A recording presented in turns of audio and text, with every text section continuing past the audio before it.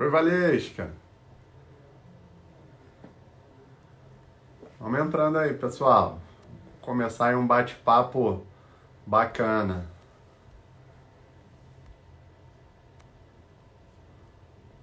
Isso. Esperar aí o Dr. D'Angelo entrar, fazer a solicitação. E aí a gente inicia esse bate-papo bacana pra gente encerrar essa semana nossa aqui de lives. E é um tema muito bacana mesmo pra gente profissional de saúde e fisioterapeuta e terapeuta ocupacional. Sem esse assunto de hoje, que a gente tem a honra de receber aí o Dr. D'Angelo, é um voo meio a cegas, né, que a gente diz na fisioterapia. Sem eu ter o meu... Fala, Antônio! E aí... Enfim, tô vendo aqui os seguidores. Doutor Ezequiel, grande parceirão aí do Crefito 2. E a gente está muito feliz, né, gente, com a vitória do PL, a aprovação do PL 2429 e sobre a presença do fisioterapeuta 24 horas nas UTIs. Isso aí pra gente é muito bacana porque salvaguarda a assistência 24 horas à população no estado do Rio de Janeiro. E aí acaba aquela nossa agonia do fisioterapeuta tá atendendo em várias frentes aí das unidades de saúde. Enfim, cadê o Dr. D'Angelo? Vamos fazer aqui um contato aqui com ele pra gente... O material tá riquíssimo, pessoal. Ele já entrou. Deixa eu mandar aqui o convite para ele. Na interrogação. Calma aí, chegar um pouquinho mais para frente aqui. Não é isso aqui? Fazer o convite aqui pro Dr. D'Angelo para ele poder... Aí. Perfeito. Agora... Isso. Agora a gente vai. Agora sim. Agora sim. Alisson, Aí. tudo jóia? Maravilha. Maravilha. Agora está Boa tarde a completo todos. nosso bate-papo, a nossa sala aí pra É gente. isso. Então, meu amigo, já tem grandes queridos aí, conhecidos aí, e militantes de várias áreas da fisioterapia e da terapia ocupacional, que é importante. Foram Sim. entrando aí, e aí eu fui olhando, colegas que já estão há um certo tempo aí na estrada, outros mais recentes. Então, a gente tem profissionais aqui, professores, e a gente tem acadêmicos, né? Alunos aqui. E, pessoal, tenho um prazer aqui hoje. Eu sou Alisson Gino, diretor de comunicação do Crefito 2. Tenho imenso prazer de estar com um amigo de graduação de alguns anos atrás. Não fala quantos não, alguns. Mais de 20. E o doutor D'Angelo, ele é chefe da área de fisioterapia do Instituto Nacional de Traumatologia e Ortopedia, do INTO. Ele é doutor em Ciências Médicas pelo FRJ e diretor do Centro de Estudos de Excelência, C. D'Angelo Alexandre. E preparou um tema muito bacana, conforme eu inicialmente estava falando com vocês, que é saúde baseada em evidências científicas. Como proceder sem evidências? E aí, Dr. D'Angelo vai ter esse prazer de iniciar. Preparou um material bacana, vai ser uma live diferente das outras, tá, gente? Dr. D'Angelo, diferenciado, trouxe aqui, e a gente da comunicação tá melhorando aí até para estar atendendo melhor a vocês. Então a gente vai ter aqui a passagem de alguns slides. O Dr. D'Angelo, quando houver a necessidade, dá um ok, e aí eu saio de cena, tá? Entra o slide aí para vocês, vai dar uma ilustrada é um pouquinho melhor aí no que ele estiver conduzindo na sua fala. Ele vai falar, pessoal, as perguntas podem subir aí e eu vou acompanhando aqui algumas perguntas, elas cabendo dentro do que o Dr. D'Angelo estiver apresentando, eu subo as perguntas, coloco dentro do contexto. Mas, no finalzinho, nós vamos reservar aí algo em torno de 5 minutos ou um pouquinho mais para que a gente tenha aí essa interação que é tão importante nas lives, né? Quem está aqui ao vivo tem esse lado positivo de poder interagir, trocar, conversar e perguntar aqui para a gente. Dr. D'Angelo, para a gente é uma honra do Crefito 2 tê-lo aqui. Fica à vontade para iniciar aí o seu bate-papo com a gente e dar o teu recado. Muito obrigado, boa tarde a todos. Dr. Alisson Engino, muito prazer, honra estar aqui, especialmente junto a você, mas especialmente contribuindo aí com o Crefito 2. Estamos juntos no Crefito, né? Como membro da Câmara Técnica de Traumatortopedia, eu realmente tenho prazer de estar aqui, viu? Bom, então nós vamos conversar sobre saúde baseada em evidências e um tema especialmente importante dentro desse mundo que é a PBE, que é como proceder sem evidências, né? Eu vejo que boa parte das pessoas, para não dizer todas, né, considerando aqui fisioterapeutas e terapeutas ocupacionais, tem ciência do que se trata a prática baseada em evidências, né? Alguns de forma mais profunda, outros nem tanto, mas sabem do que se trata a prática baseada em evidências. Mas eu vejo uma dificuldade muito grande de aplicação desses conceitos. Eu normalmente questiono assim, quem daqui efetivamente consegue aplicar os conceitos na sua prática clínica diária, tá? E obviamente, como qualquer habilidade nossa, essa habilidade também de aplicar a PBE na prática, ela depende não somente, claro, de um conteúdo teórico adequadamente compreendido, mas também do que a gente já sabe, que é a prática, é você efetivamente realizar aquilo, é você treinar. Então, eu vou mostrar o que eu penso a respeito dos procedimentos quando você não tem uma evidência científica em mãos, quando você não encontra um trabalho científico que norteie a sua prática clínica diária. Eu acho especialmente importante que eu fale para os clínicos e não necessariamente para o pesquisador. Eu tenho certeza que vai ser de grande valia também para o pesquisador, mas eu acho importante essa troca com o clínico, que está lá na ponta, eu costumo dizer que está na trincheira. Esse sim passa por um bocado de coisa que quem está atrás do computador não sabe. Só nós clínicos sabemos o que realmente é atender o paciente. Então vamos lá. Vou sinalizando então daqui, Alisson, conforme a gente já conversou. Isso aí. E você vai liberando para mim, por gentileza. Perfeito, então vamos lá. Perfeito. Pode passar, por favor. Tá aí. Primeiro, como não podia deixar de ser, eu preciso lembrá-los do que se trata saúde baseada em evidências, ok? Então, pode passar, por favor. E Alisson? Não, faltou alguma coisa aí. Será que faltou? Será que foi o meu que eu mandei? Então não tem problema. Pode voltar no que é saúde baseada em evidências. Não tem problema. Pode voltar lá. Pois bem, eu vou pegar uma definição aqui, vou ler para vocês uma definição de quem é considerado o pai da prática baseada em evidências, que tudo começou com a medicina baseada em evidências, o falecido em 2015 chamado David Sackett, certamente é conhecido de muitos de vocês. Ele disse o seguinte, que prática baseada em evidências é o uso da melhor evidência científica disponível, associada à experiência profissional e aos valores do paciente, para a tomada de decisões sobre o cuidado de pacientes individuais.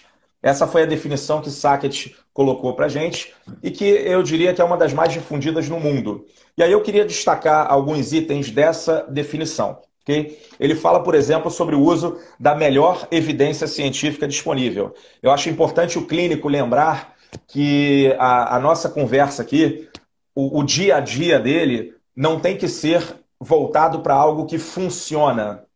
O clínico tem que ter o devido cuidado de buscar informações sobre o melhor que existe. Eu sempre faço questão de lembrar isso ao clínico. Muitas vezes o espaço entre o que funciona e o melhor que existe é colossal. Então, o placebo funciona também. Nós temos uma série de efeitos durante o nosso contato com o paciente que são efeitos favoráveis. Existe o efeito do próprio, pensando algo ao longo do tempo, do próprio curso natural da doença. Eu posso pensar também no efeito Hawthorne. Eu tenho diversos efeitos que são favoráveis, mas eu não quero só esse efeito. Eu quero o efeito do meu tratamento, propriamente dito. E para isso eu preciso buscar evidências sobre o melhor que existe. Esse já é um questionamento. Será que você, clínico, fisioterapeuta, terapeuta ocupacional, você tem buscado o melhor que existe ou você tem se preocupado em fazer apenas o que funciona ou o que você acha que funciona? Esse é o primeiro pé da prática baseada em evidências, que eu tenho optado por chamar, né, de saúde baseada em evidências. Okay? Segundo pé, tirado então da definição de David Sackett também, é a experiência profissional. Eu opto por falar sobre recursos, porque muitas vezes um recurso que eu tenho disponível no INTO, por exemplo, você pode não ter no seu hospital. Ou um recurso que você tem disponível na sua clínica particular, posso eu não ter na minha clínica particular. Então, a experiência profissional é um dos recursos. Os instrumentais também são recursos. Então, você deve utilizar a experiência profissional da melhor forma. Eu não tenho dúvidas que a opção sempre vai ser por um profissional mais experiente. Claro, um profissional também muito habilidoso, mas a experiência não está no livro, não está no artigo científico. É imprescindível que você tenha ciência de que sim, você busca a melhor evidência científica disponível, mas você vai usar da melhor forma os recursos, incluindo a sua experiência profissional. Eu não abro mão disso. E David Sackett também não. Né? Pois bem, o terceiro pé são os valores do paciente. Eu penso em necessidades, desejos, o que o paciente realmente necessita. A questão é, você tem conversado com o seu paciente sobre a necessidade dele? Ou você simplesmente, baseado no que ele retrata para você, ou melhor, baseado na sua avaliação, você simplesmente institui um tratamento? Você não tem apresentado opções para ele? Pois bem, é disso que a gente está falando. A prática baseada em evidências, a saúde baseada em evidências, ela pressupõe que você tenha opções de forma a contemplar necessidades, valores e preferências do paciente. Eu acabei de falar aqui sobre o tripé clássico da saúde baseada em evidências. Resumindo, melhor evidência científica disponível, recursos, incluindo a sua experiência profissional, e as necessidades, valores e preferências do paciente. Este é o conceito de saúde baseada em evidências. Agora, desse conceito a aplicar na prática, eu reconheço que tem um mundo aí distante, como eu abri dizendo que eu creio que nem todos consigam efetivamente aplicar. Mas existem orientações importantes para isso. Alisson, por favor, mais uma. Pois bem, o que é evidência? A gente fala tanto de evidência, precisa ter evidência científica. Que negócio é esse de evidência científica? Mais uma, Alisson, por favor. Pois bem, eu trouxe a definição de um dicionário, simples dicionário, tá? Eu creio que esteja sendo possível fazer a leitura ali, acho que dá, mas de qualquer maneira eu vou ler aqui também para vocês. O que é evidência para esse dicionário? É a qualidade de evidente, é a certeza manifesta. Tá perfeito, Alisson. O que serve para demonstrar ou esclarecer um fato. É uma causa, é uma verdade. É o que é exposto à vista de todos. Então, é importante que você tenha em mente essa definição de evidência. É algo que serve para demonstrar ou esclarecer um fato.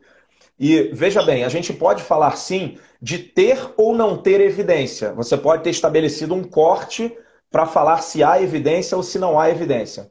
Aliás, muitas vezes você tem uma pergunta baseada na pergunta que você tem em mente, que foi gerada a partir de uma situação clínica sua no seu consultório.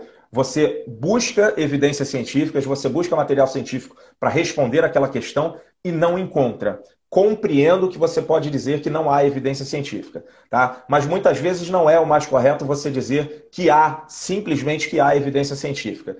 Você precisa dizer o quão forte é aquela evidência científica, qual é o nível daquela evidência, qual é a qualidade daquela informação, ok? Então a gente vai brincar um pouquinho com isso aí ao longo dos próximos slides.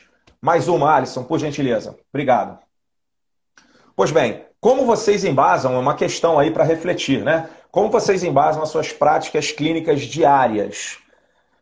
Como é que vocês têm feito? Onde vocês têm buscado informações para se aperfeiçoarem?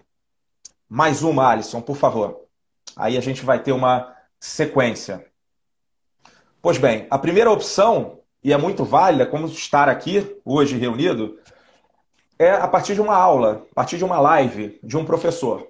Muito válido, não abram mão disso. É um tremendo recurso que a gente tem. Mas como numa aula de pós-graduação também. Tá? Contanto que você tenha a real noção de que a fala, a minha, por exemplo, nesse momento, ela sempre é carregada de viés. Ela é sempre carregada de tendenciosidade. A gente não pode acreditar piamente em uma informação. Ok? Então, existe um viés grande, mas é uma tremenda fonte de informação. Mais um, Alisson, por favor. Congressos. Eu, particularmente, não abro mão de pelo menos um grande congresso por ano. Eu recomendo os congressos, por exemplo, das suas associações. Eu recomendo. É uma tremenda fonte de informação. Mas eu espero que você assista aquelas palestras com a real noção de que pode haver algum conflito de interesses. Alguns colegas, inclusive, têm o cuidado de apresentar no segundo slide, ou às vezes no próprio primeiro slide, que há um conflito de interesses naquela apresentação, porque ele é patrocinado, por exemplo, por alguma marca de aparelho, de corrente, por exemplo, que ele vai utilizar. Tá? Isso é espetacular. Eu acho que a gente tem que jogar limpo, tem que ser honesto. Já dizia Einstein que para você ser um grande pesquisador, você não precisa de grandes habilidades. Você precisa de honestidade. Pois bem, passa mais um para mim, Alisson, por favor. Livros. Ora, como é que eu vou abrir mão de livros? Seria muito nariz em pé dizer assim, só leio artigos científicos. A gente ouve por aí, mas não abram mão dos livros. O livro é uma forma mais palatável de você consumir a informação. Não abram mão. Não esqueçam de considerar o viés. Não esqueçam disso. Pode estar sendo apresentado, por exemplo, que funciona, mas não necessariamente o melhor que existe. Pode estar sendo apresentada uma informação que já foi colocada na literatura tem 10 anos. E você, no artigo científico recém-publicado, uma revisão sistemática de alto nível, você tem uma informação, de repente, mais atual, com certeza mais atual, mas que funciona melhor do que aquela que constam nos livros. Leia o livro, sim, mas saiba o material, não esqueça do tipo de material que você está lendo. Próximo, por favor. Uma outra opção também são os rounds. Eu estou falando aqui para o clínico, para o terapeuta ocupacional, para o fisioterapeuta. Vocês fazem rounds, todos nós fazemos rounds. Fonte importante de informação, principalmente quando são rounds produtivos, em que você consegue parar, ouvir o colega, mas de uma forma bem crítica. E é disso que eu estou falando, é de sermos mais críticos sobre a informação que a gente recebe. Excelente fonte de informação também.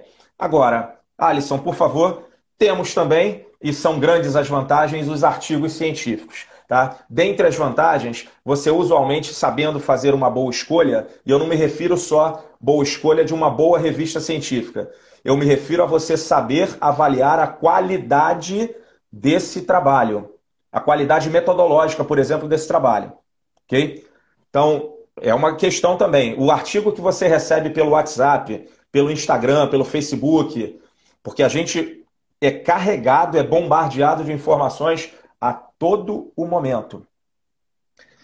Você simplesmente abre o artigo porque foi fulano ou ciclano que mandou esse artigo para você, ou porque tem a autoria de um ou outro, você simplesmente abre e lê, ou simplesmente porque é da JOSP ou é da New England, você pega e abre e lê.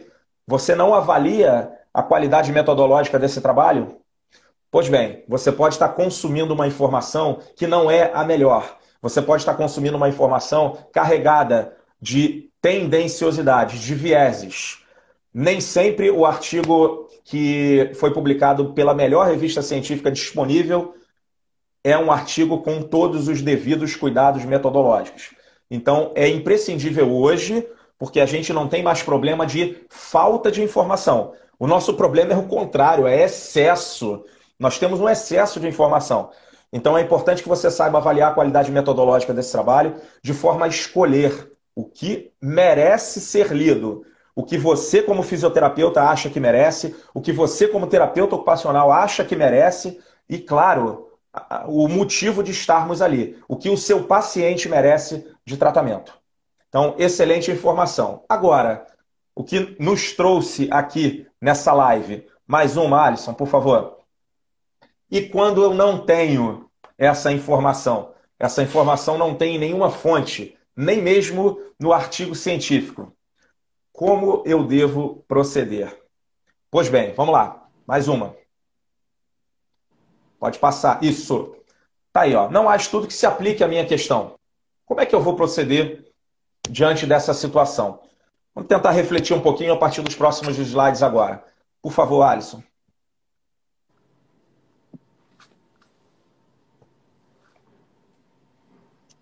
Pois bem, essas são as etapas da saúde baseada em evidências. As etapas que eu preconizo. Dependendo da obra que você consultar, você pode encontrar 4, 5 etapas. Eu, particularmente, como eu trabalho com implementação do conceito, eu não trabalho simplesmente com mostrar o conceito para você, eu trabalho desde a fase anterior, em que você não tem essa metodologia instituída, por exemplo, na sua clínica, na sua prática diária. Você não tem essa metodologia instituída. Então eu trabalho no antes e trabalho também no depois. Só isso já me traz 2 fases adicionais, que não é necessariamente a implementação.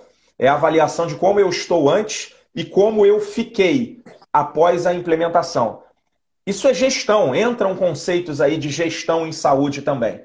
O fato da minha formação envolver gestão em saúde também, além do pós-doutorado em saúde baseada em evidências, me facilita bastante congregar isso e trazer uma informação, inclusive, mais palatável e, por assim dizer, aplicável também. Eu não vou me ater a essas fases, mas eu fiz questão de trazer todas as etapas que eu preconizo na saúde baseada em evidências. Ok? Mais uma aí, Alisson, por gentileza.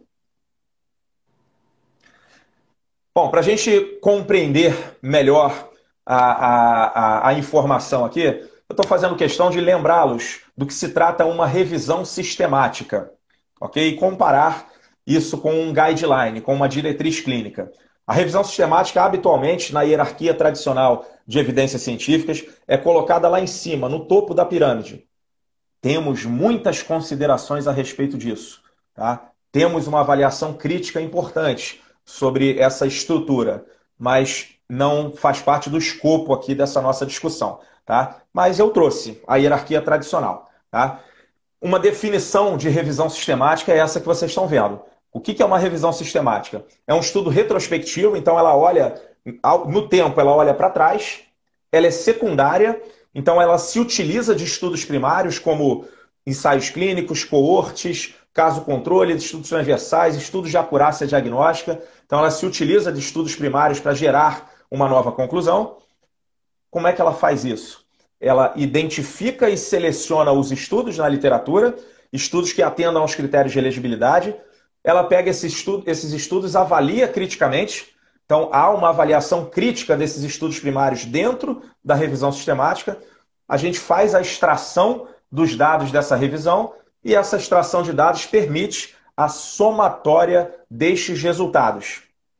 Então, é algo de grande relevância, mas algo que eu já chamo a atenção aqui de vocês. Não é porque o estudo é uma revisão sistemática que é assunto encerrado, é o melhor tipo de estudo disponível. Não funciona dessa forma.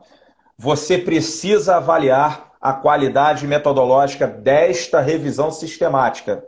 Não, volto a dizer, não é porque simplesmente está no topo da pirâmide que você já encontrou o melhor tipo de estudo e acabou a sua busca. Não funciona dessa forma. Isso não é saúde baseada em evidências. A saúde baseada em evidências implica na avaliação desse estudo para que você considere usar ou não usar esse estudo na sua prática.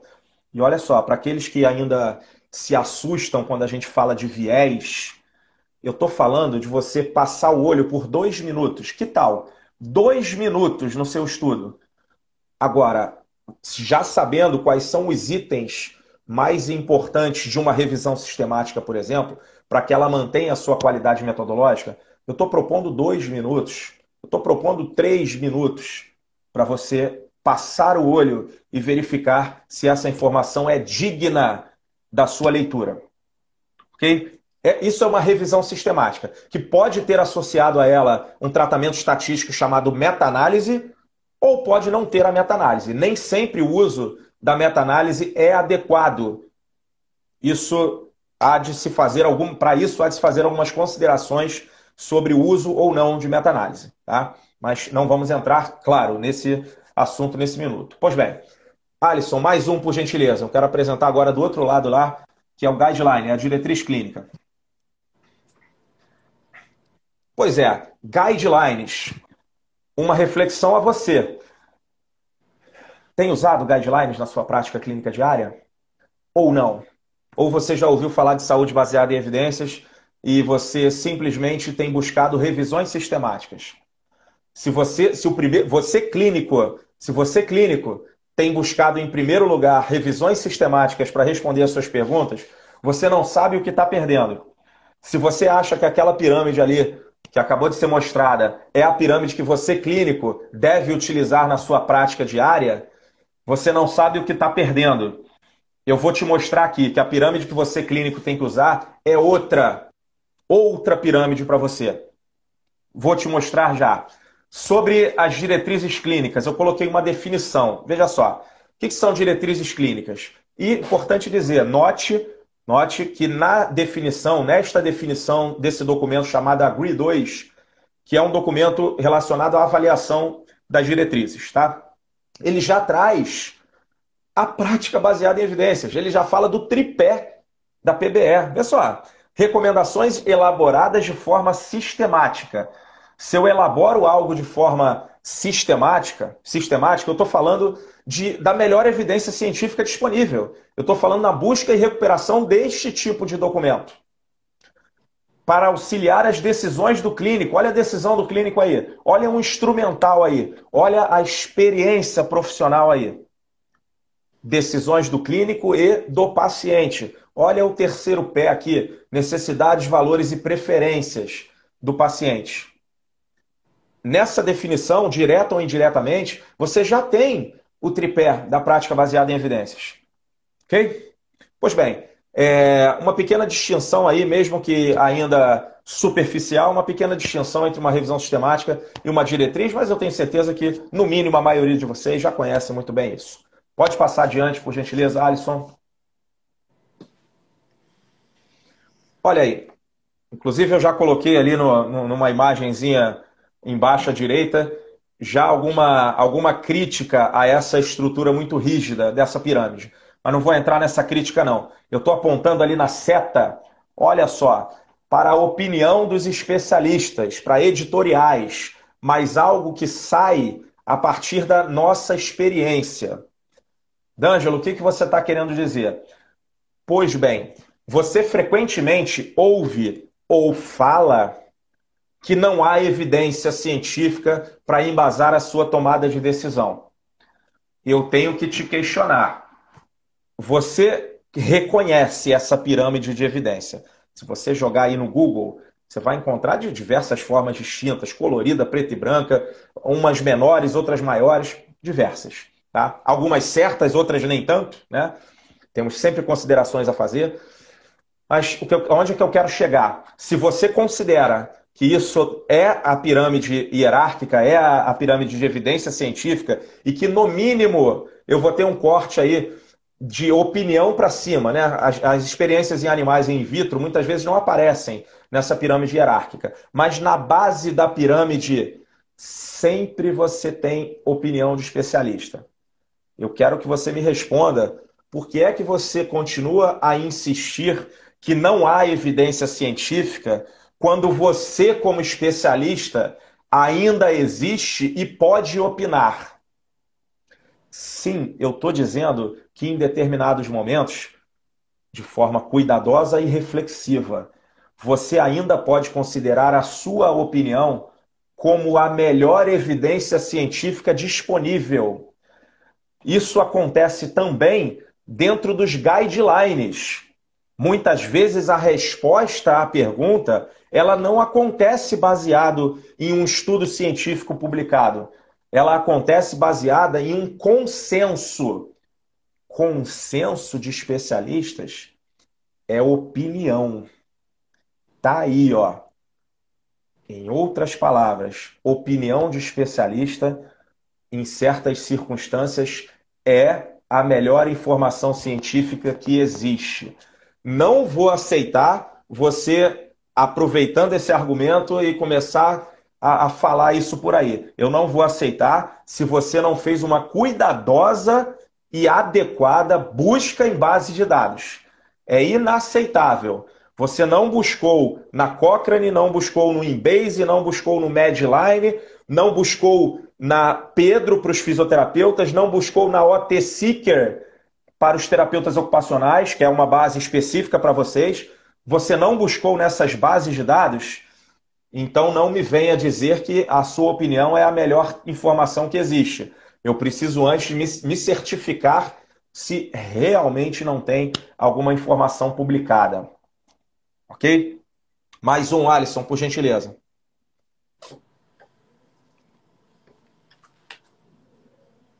Pois é, afinal. Aliás, Alisson, não tem outra antes aí não, né? Não pulamos nenhuma não, né? Não, não, pulou não. Não pulamos. Então, como eu sinalizei, Alisson, que eu ia mostrar aqui uma pirâmide para o clínico, e vamos lá, estamos numa live, nos permite isso. Me dá licença aqui. Temos 30 Vamos. minutos de bate-papo, hein, meu amigo? Olha aí que maravilha. Olha só, estou mostrando aqui o meu computador, ok? Estão vendo direitinho aí, né, Alisson? Beleza, tá, beleza. Olha só, essa pirâmide aqui que vocês estão vendo, ela se chama pirâmide 6S. Assim, ó, pirâmide 6S. Perfeito. Olha só, essa pirâmide, ela já foi uma pirâmide 4S. Ela é conhecida também como pirâmide de Haynes. É uma hierarquia. Ela, em 2006, virou pirâmide 5S, porque foi adicionado uma linha, vocês vão ver. E em 2009 virou pirâmide 6S, que foi adicionada uma nova linha. Dá uma espiada aqui, olha, você que é clínico, eu estou falando para você, fisioterapeuta e terapeuta ocupacional, que é clínico. É disso daqui que você precisa. Veja só, a gente tem aqui no topo da hierarquia os chamados sistemas de informação. São sistemas em que, olha que espetáculo, você, durante a sua avaliação, você inclui informações, inclui os dados que você está colhendo do seu paciente nesse sistema, em campos específicos, todos os dados que você puder colher, você coloca em campos específicos. Que tal você apertar um botão e esse sistema buscar informações na literatura científica, tentando encontrar o melhor diagnóstico? Eu estou falando de probabilidades, e para você que gosta pouco de bioestatística, gosta pouco de epidemiologia, eu lamento, porque nós trabalhamos com probabilidade.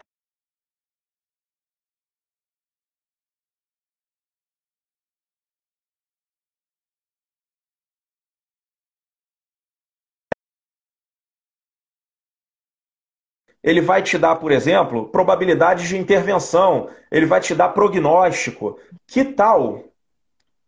Pois bem, ainda existe muita limitação para esse tipo de sistema. Eu tenho certeza que os olhinhos aí devem estar brilhando de muita gente. Isso seria espetacular, mas ainda não é a nossa realidade, ok?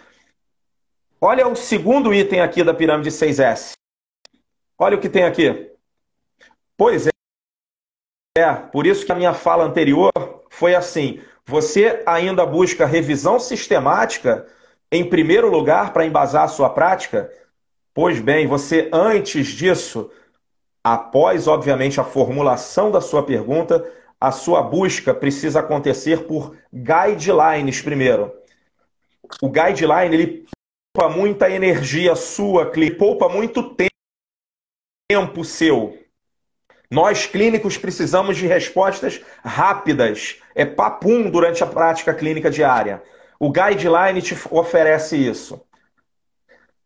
Na ausência, sim, existem sites especializados, inclusive, para encontrar guidelines. Mas, de qualquer forma, você encontra também em bases mais gerais, como o Medline e o Embase. Okay? Olha o terceiro item. Revisões sistemáticas, mas não são revisões completas. É o resumo expandido de uma revisão. Repito, a revisão sistemática propriamente dita está aqui embaixo. Ó. Aqui eu tenho a revisão sistemática. Eu diria assim, clínico, primeiro você busca por sistema. Aí você vai me dizer assim, D'Angelo, não tenho acesso a isso. Ok. Guidelines, a tua pergunta está bem formulada? Usou uma estratégia? Pico, PECO, usou a estratégia adequada? Formulou, estruturou a pergunta? Busque por guidelines. D'Angelo, não encontrei guideline que responda a minha pergunta. A sua terceira opção, olha só, hein? Não é ainda a revisão sistemática na íntegra. Porque ela é grande. Você tem 12, 13, 15 páginas. Se for uma revisão Cochrane, você tem 80, 100, 200 páginas de revisão. Você tem opções de bases que te fornecem o resumo. Eu não me refiro ao abstract, não, hein? Não é o resumo da revisão. É um resumo expandido, escrito especialmente para você, clínico. Isso é preparado para você, clínico. A sua terceira opção é o resumo expandido de uma revisão sistemática. Apenas a quarta é que efetivamente é a revisão na íntegra. Você vê, vou aproveitar e vou completar, já que eu estou aqui. Olha só, a sua quinta opção são resumos expandidos dos estudos primários, dos estudos individuais. Estudos que, por exemplo, poderiam estar aqui na revisão sistemática. Aqui são os estudos individuais, é um ensaio clínico, é uma coorte prospectiva e assim por diante. Mas é um resumo expandido. O estudo individual completo, você só vai ter que ler, você vê, ó, é uma última opção. Você pega isso para ler. Não esqueça disso aqui. Pirâmide 6S, é a pirâmide de Haynes. Obviamente a gente consegue discutir muito mais isso, tá? Mas é uma informação que eu considerei relevante para apresentar para vocês e que, de certa forma, nos ajuda a responder a questão que suscitou essa live aqui. Ok? Deixa eu voltar aqui. Deixe-me prender adequadamente. Vamos lá. Foi. Afinal, como proceder sem evidências científicas? Então vamos lá, vamos fechando a nossa informação. Vamos fazer a nossa conclusão. Pode passar, por gentileza, Alisson.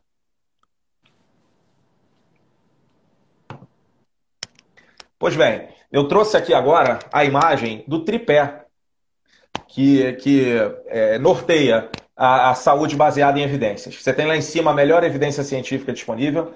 Você tem aqui embaixo à direita as características, necessidades, valores, preferências do paciente e ou da família. E destacado aqui à esquerda, você tem a experiência profissional. E fiz questão já de nem colocar instrumentos, botar experiência profissional. Em geral, a tomada de decisão, sim, está aqui no meio. Ela está entre os três. Você precisa buscar, veja bem, uma harmonia entre os três. Isso é saúde baseada em evidências. Não é pegar a melhor evidência científica disponível, pegar e aplicar. Não é isso. É uma harmonia entre a evidência, a sua experiência, o instrumental que você tem disponível e o paciente.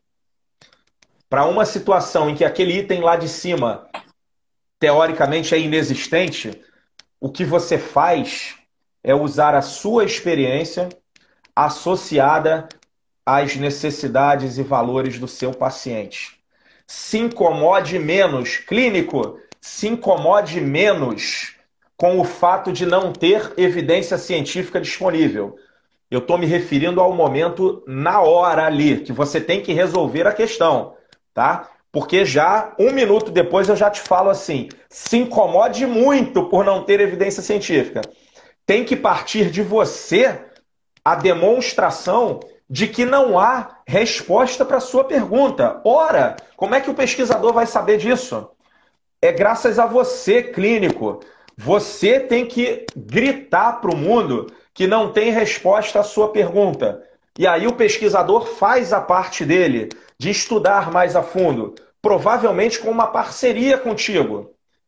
Por isso que a gente não deve considerar assim, ele não é clínico, ele é pesquisador, ele não é, ele só é clínico, ele não é pesquisador. Como assim? O pesquisador, ele é fundamental para desenvolver os trabalhos. Sem ele não vai ter trabalho. Agora, faça algo sem o clínico. O clínico é fundamental. Então não existe uma hierarquia aqui para os dois. Existe o clínico e existe o pesquisador. O melhor é você unir essas forças. É puxar o clínico um pouquinho mais para a pesquisa e puxar o pesquisador um pouquinho mais para a clínica. Pois bem, harmonize a evidência, talvez inexistente, ok, mas a experiência sua, que eu mostrei lá na pirâmide, está contemplada na pirâmide de evidência científica, a sua experiência profissional. Inclusive, se você tiver a curiosidade ainda, busque níveis de evidência dentro de guidelines, que você vai encontrar sempre no último nível de evidência, o consenso. Sempre está lá o consenso. Então, associe a sua experiência profissional com o que o paciente necessita. Naquele momento, você resolve o problema. Acabou a consulta, se incomode muito, porque, obviamente, tratar sem ciência, falta uma pedra nesse quebra-cabeça. Está faltando algo. Mas a gente faz o melhor que existe. A outra opção seria o quê? Dizer para o paciente assim, olha, não tenho resposta à sua pergunta, à sua questão, não vou te tratar. Como que não vai tratar? Eu vou fazer o melhor que eu posso naquele momento. Nem que seja com evidências indiretas, que no caso são evidências também. Ok? Alisson, mais uma, por favor. Pois bem, nós estamos aqui quando falamos sobre saúde baseada em evidências, eu em particular, eu gosto muito de destacar essa questão aqui desses 2 últimos slides. Tá? Vocês certamente conhecem pessoas que impõem a sua autoridade, elas impõem a sua autoridade, ou melhor, impõem o seu argumento pela sua autoridade. Ela é a chefe, ela é a diretora, ela tem doutorado, ela tem 3 pós-doutorados, ela impõe o seu argumento pela autoridade. Não aceitem imposição de autoridade. Não aceitem submissão.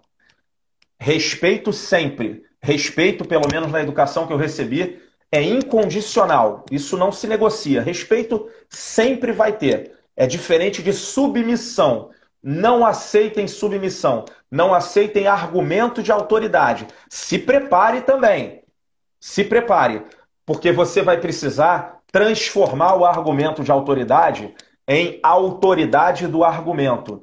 Quem precisa ser robusto é o argumento e não necessariamente a autoridade. Não se acanhe de refletir, de criticar artigos publicados por grandes pesquisadores. Nenhum artigo é infalível, nenhum pesquisador é infalível. Se você apertar, sempre você encontra alguma questão que poderia ser melhorada. Faz parte, o que a gente faz no nosso dia a dia clínico, que a gente também não comete erros. Faz parte, para o pesquisador não é diferente.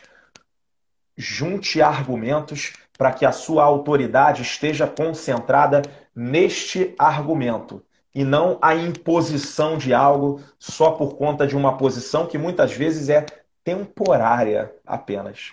Ok? Pois bem, Alisson, mais um. O último aí é apenas um convite para vocês acessarem o meu Instagram, CEE D'Angelo Alexandre. Eu vou ter prazer de recebê-los lá. Tem informações de instituições particulares, por exemplo, de pós-graduações que eu trabalho, informações sobre treinamentos que eu também ministro, mas eu vou ter prazer em compartilhar, em trocar informações com vocês. Fiquem à vontade. CEE D'Angelo Alexandre. Muito obrigado. Bacana, meu amigo. Bacana. Excelente aula. Estou vendo aqui o pessoal. A gente está aqui, a gente providenciou rapidamente em 1 hora para poder entregar essa live aí ao seu nível, né? A gente está aqui dentro do estúdio, enfim, então a gente reorganizou, foi uma live diferente do que a gente realizava. E aí quero estar ouvindo aí do pessoal, quem gostou desse novo formato aí, subir aí, que ficou legal. E aí a gente vai começar a adotar essa nova forma aí, que a ideia é levar o melhor para o fisioterapeuta, para o terapeuta ocupacional e para os acadêmicos aqui do nosso estado do Rio de Janeiro, né? Você trouxe o seu ônibus de fãs, né? Virtual, porque está subindo aí. Titio D'Angelo, meu querido aí, bem bacana. E pessoal, fiquem à vontade aí para vocês subirem as perguntas para a gente poder aí colocar, porque a gente já tem 50 minutos, então a gente tem aí uma reta final aí para poder dialogar aí com o Dr. D'Angelo, tá? Assim, de minha parte, eu achei que ficou, mesmo aqui, a gente improvisando aqui, ficou bacana, né? Ficou bacana. Deu certo, também acho. Obrigado, Alisson. Obrigado pela boa vontade também de conduzir assim, deu certo. Legal. E aí, para aqueles que quiserem, é só escrever aí na live, eu quero, hein? Um curso com o Dr. D'Angelo, aqui pelo Crefito 2. Estou jogando no teu colo aí essa responsabilidade. É uma responsa, cara. Curso para o Crefito 2 é a responsa. E de aí, saúde quem baseada quiser, em já evidência, sobe aí, eu quero, que eu já apresento aqui internamente para os outros conselheiros esse projeto, e eu tenho certeza que o nosso presidente, o Dr. Vini Raio, se os fisioterapeutas, terapeutas ocupacionais do estado do Rio de Janeiro estão querendo, com certeza, ele só vai falar assim, ó, pega lá e faz. Legal, então, ó, eu quero, já tá subindo aí. Legal. Aí, ó, a primeira vez que eu assisto uma live do Dr. D'Angelo, gostou, porque ficou, não foi embora? Bacana aí, ó, eu quero. Então bacana aí, ó. O pessoal tá querendo, gostaram da ideia. Enfim, é sempre uma grande discussão, né? Uma grande dúvida, aliás, do profissional. O procedimento que eu estou fazendo é correto, não é correto? Aonde eu busco a informação? E você deu várias dicas aqui bacanas de caminhos para o profissional, em cada nível, né? Para que cada colega aí saiba onde ele pode colocar. O nosso querido doutor Renato de Paula aí, ó. Queremos, D'Angelo nos representa. É outro querido nosso aí. Show. Também. E aí, meu amigo, se você quiser fazer alguma complementação, deixa eu ver aqui rapidinho quanto tempo a gente tem para a gente... Deixa eu ver. Então, a gente tem 5 minutos finais aí, tá? Se você quiser realizar aí alguma complementação, fica à vontade. Sim. Eu particularmente, Alisson, eu sou a favor de sistematização, tá? Eu sou a favor de algo que nos norteie, tá? Eu defendo que se você não sabe onde quer chegar, qualquer caminho serve para você, tá? Sim, sim.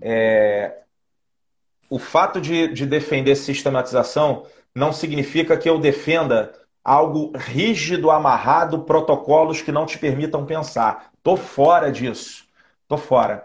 Eu defendo uma sistematização que dê liberdade para o profissional, em especial aplicar a experiência dele, usar a experiência dele. Mas eu acho que sem o norteador, Ora, você como um tremendo gestor também, Alisson, você sabe que se a gente não tiver uma meta, se a gente não tiver uma visão, não tiver uma missão na instituição, a gente fica perdido. Sim, Talvez sim. muita gente muito habilidosa esteja deixando de aproveitar muito bem o seu tempo porque ela não tem uma meta, ela não tem uma prioridade. Ela às vezes não consegue acabar as coisas. Isso é necessário, é disso que eu estou falando. É desse norteador, é dessa sistematização. E isso vai desde um planejamento, como eu falei aqui, de você levantar, por exemplo, indicadores na sua clínica sobre como você está fazendo. Porque eu defendo que você não tem que aplicar direto se você quer instituir essa metodologia na sua clínica, não é simplesmente na segunda-feira eu vou começar. Calma, você precisa fazer primeiro um levantamento sobre os dados que você tem, quais são os indicadores que você tem. Quanto tempo você leva, por exemplo, para dar alta para um paciente submetido à artroplastia de joelho? Né? Qual é a Perfeito. pontuação? Qual é o score funcional que ele chega e qual é o score funcional que ele sai? Coisas simples assim. Quanto você gasta? Qual é o custo? O quão seguro é o que você está fazendo no momento? Você faz esse levantamento prévio e a partir desses dados você começa a aplicar o que todo mundo conhece de saúde baseada em evidências. Ora, Alisson, eu estou me referindo ao que a gente faz todo dia na clínica. Eu não pego, ou você pega, chega o paciente, e você começa a tratar o paciente. Você faz o que antes? Sim, Você sim, sim. avalia, É. você pega um dado prévio. Claro, você tem que E ter um vai, comparativo. isso, e É vai seguir o claro, raciocínio clínico, é. é isso. Eu acho que o insucesso de muitos na aplicação desse conceito se dá por conta disso.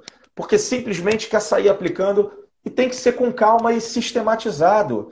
Você, você conhecer o seu ambiente. Depois, sim, você começa a entender melhor os conceitos, as pirâmides, cai dentro da formulação da sua pergunta, porque você tem que começar a anotar isso no seu dia a dia. Anote as suas perguntas, porque você esquece. Eu esqueço.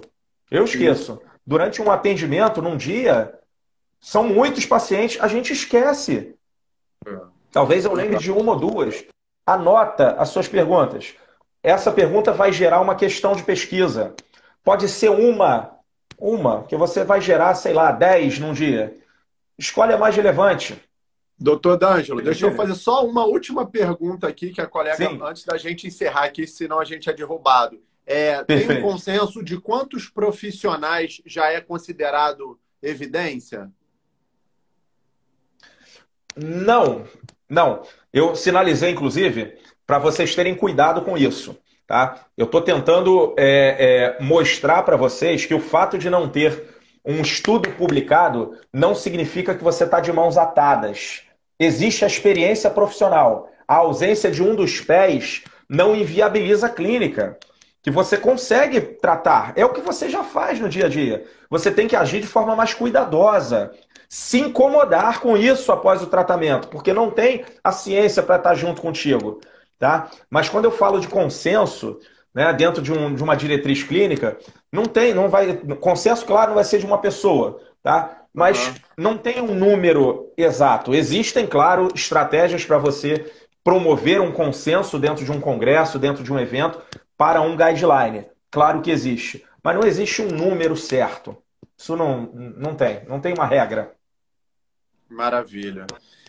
Meu amigo, quero estar te agradecendo em nome do Crefito 2, na pessoa do nosso presidente, Dr. William Raio, ter aceito o nosso convite e ter concedido seu tão precioso tempo, tá? Nessa uma hora, e a gente sabe que não é apenas uma hora, você preparou com todo carinho e atenção esse material aqui, esses slides que a gente teve o prazer aqui de passar. Tivemos a presença aqui, ó, doutor Leonardo Brito, outro conselheiro, nosso Sim, vice-presidente, doutor Diego, te dando aí boas-vindas aí. Outros professores maravilha. aqui, outros doutores que a gente conhece, alunos, tá? Seus alunos, seus ex-alunos, pessoas novas Sim. aí que te conheceram agora e que estão dando votos aí. Muito obrigado mesmo. Fica à vontade aí para você se despedir aí. Imagina, mais uma vez agradeço demais. Dr. Alisson, grande amigo, admiro você, você sabe disso. Não só como pessoa, mas como profissional também. Falo isso de peito aberto, você sabe bem disso. E obrigado pela paciência, pelo carinho de todos vocês, pelas mensagens aí. Eu consegui ver algumas aqui, né, passando. Obrigado pelas palavras gentis aí. Uma satisfação ver alguns colegas do INTO aí. Eu sou privilegiado de atualmente chefiar a área de fisioterapia do INTO. Eu tenho uma equipe, pô, espetacular, não só experiente, mas muito habilidosa também. Então, muito obrigado por prestigiarem. Prazer. Estou sempre à disposição.